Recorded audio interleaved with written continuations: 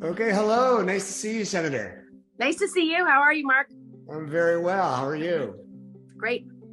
We are here today to talk about veterans health care with Senator Kirsten Gillibrand. Senator Gillibrand, first, let's just start off on helping us understand what the biggest healthcare challenges for veterans are today. Well, one of the biggest challenges that we heard from veterans all across the country was that they were being denied access to basic health care despite the fact that they were sick because of their service.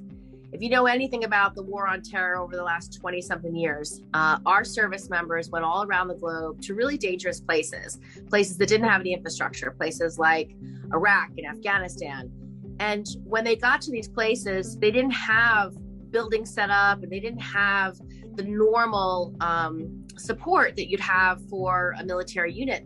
And so they dug these massive pits in the ground and threw all their garbage in it and lit it on fire with jet fuel. And we know from 9/11 that when you light a building on fire and you light electronics and human debris, human waste, clothing on fire, it creates a horrible toxin that creates cancer and other diseases in humans. And so we began to see in these veterans that they were getting the same cancers as the 9/11 first responders: throat cancer, stomach cancer, lung cancer, and brain cancer. And so we decided we needed a healthcare bill just for them to say, if you were exposed to any burn pit while serving anywhere on the globe over the last 30 or 40 years, you will have healthcare covered and guaranteed. And we just made that bill and passed it into law, and President Biden just signed it. So we now will support healthcare for all of our veterans and service members exposed to the toxins from burn pits. We always hear that we need to do more for veterans. So what has Congress done recently to improve healthcare for veterans? I suppose that kind of this bill is the most important thing we could do for veterans. I got started on this issue 15 years ago. When I first got elected to Congress, I was meeting with veterans who served in Vietnam who were exposed to Agent Orange, and they were not covered because the Agent Orange bills only covered people who served on the ground, but the people who served in aircraft carriers or on the water, blue water, for example, they were getting the same Agent Orange that seeped from the ground into the water, which they collected and used for bathing, used for cooking. And so it took me 10 years to get the blue water Navy vets included in the healthcare protections for people exposed in Vietnam. This bill that we just passed into law takes any other exposure, so anything during the war on terror the last 20 years since 9/11, but also some of the earlier exposures when people were deployed to regions that were very dangerous because of the air quality. And so now we are going to require for all the bases and anywhere anybody serves that air quality is monitored regularly, that we not create any more burn pits, and that we just care about people's health. I'm the leader of the subcommittee in the Armed Services Committee for Personnel. And so the well-being of service members, they have toxins thrown at them all over the place, not only from serving abroad with these burn pits, but even in crappy housing. Like, you've read the stories how our service members are living in substandard housing that has mold, that has vermin, that is unsafe. And so we've done a big push on safe and fair housing for our service members, making sure they have enough money to pay for a good rental unit if they're not living on base. So I concern myself in the well-being of our service members and veterans across the board. I've worked a lot on military sexual trauma over the years. We just finally in this year's defense bill have provisions to take those crimes out of the chain of command and give them to independent prosecutors. So we have more cases going to trial, more cases ending in conviction, so that we have less predators serving who harm other service members. And that trauma lives on to our veterans who, unfortunately, the suicide rate amongst active duty and veteran service members is still so high, a dozen, like a day. It's just an extraordinarily high number.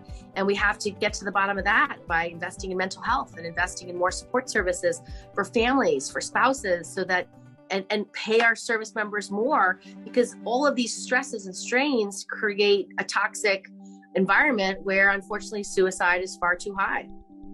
Another question from one of our ASP community members came from Katie in Kentucky, who wants to know, where's the line drawn for VA benefits when it comes to injuries outside of service?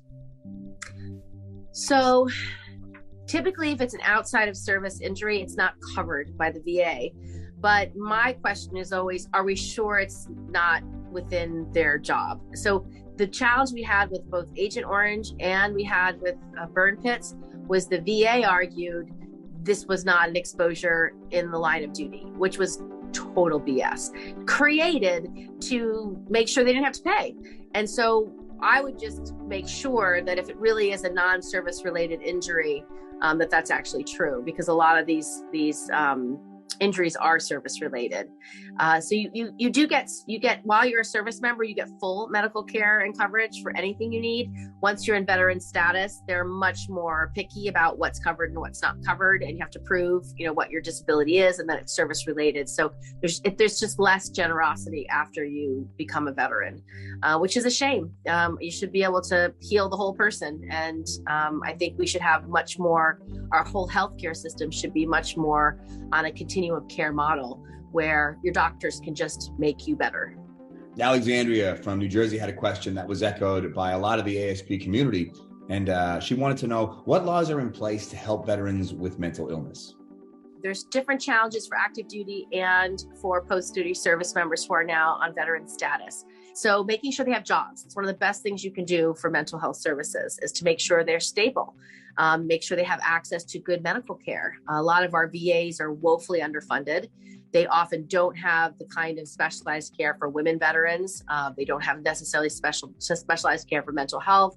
And so we need to fund our VAs more and give them the resources they need. So for veterans, I've worked really hard at when they do transition, that they can get a baseline mental health review, have access to mental health services if they want them, but also job training, making sure if they were a truck driver in the military that they can get a certification for truck driving in the civilian world immediately, not having to go through a bunch of hoops and doing additional training that they might not have time for, making sure that the skills they learned while serving, being on time, showing up to work every day, finishing the job, these are fundamentally life skills that our military breeds into our service members. And when you come to the private sector, you know what you're doing. You can get this stuff done. You can be a great addition to any workforce.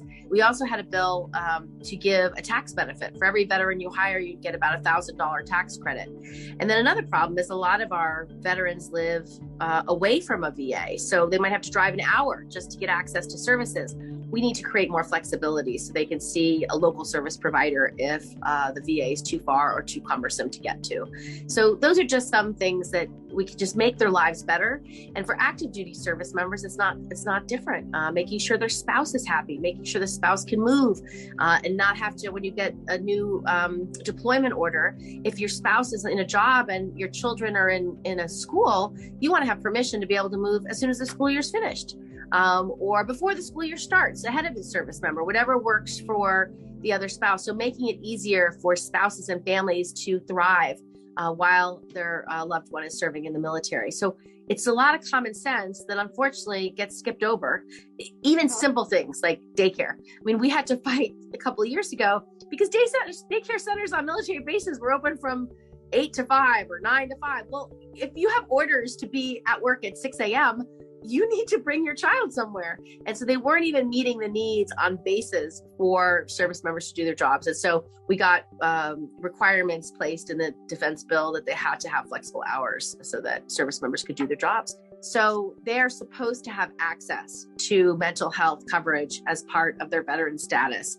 But what we've done poorly is we haven't created a baseline review before they transition. And so if there's no baseline review, you can't establish that your mental health needs are service related and so that it must be covered.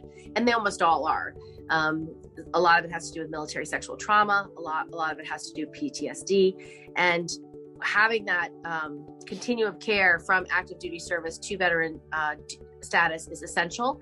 And we've failed so much that we don't even have a computer system in the Department of Defense that actually can talk to the computer system in the VA.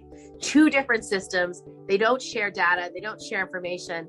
And one of the goals we've had over the last decade is to fix it so that when you have a health record as an active duty personnel member, it goes directly to the VA. So all of your service related injuries are included.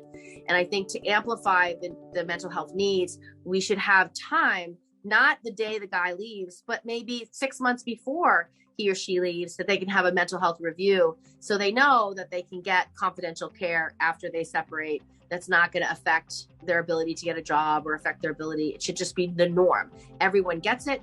You assess what type of continued support you need. People are afraid to talk about mental health because they think it's going to result in discrimination. And so there is still that reluctance by our service members to actually get help before they leave so they can get it after they leave as well. And that has to change. We have to make sure that people don't feel that they will be discriminated against just because they're receiving healthcare.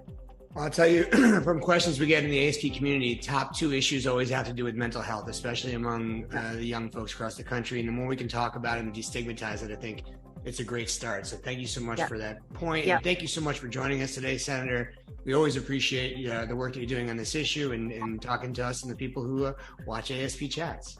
Well, I love you guys. I think you're amazing. I love the fact that you're creating these platforms for real conversations so that we can find solutions and help people.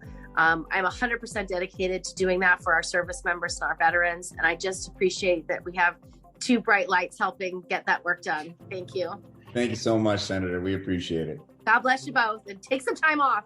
Stop working so hard. Take care. Have a great day. Bye. Bye.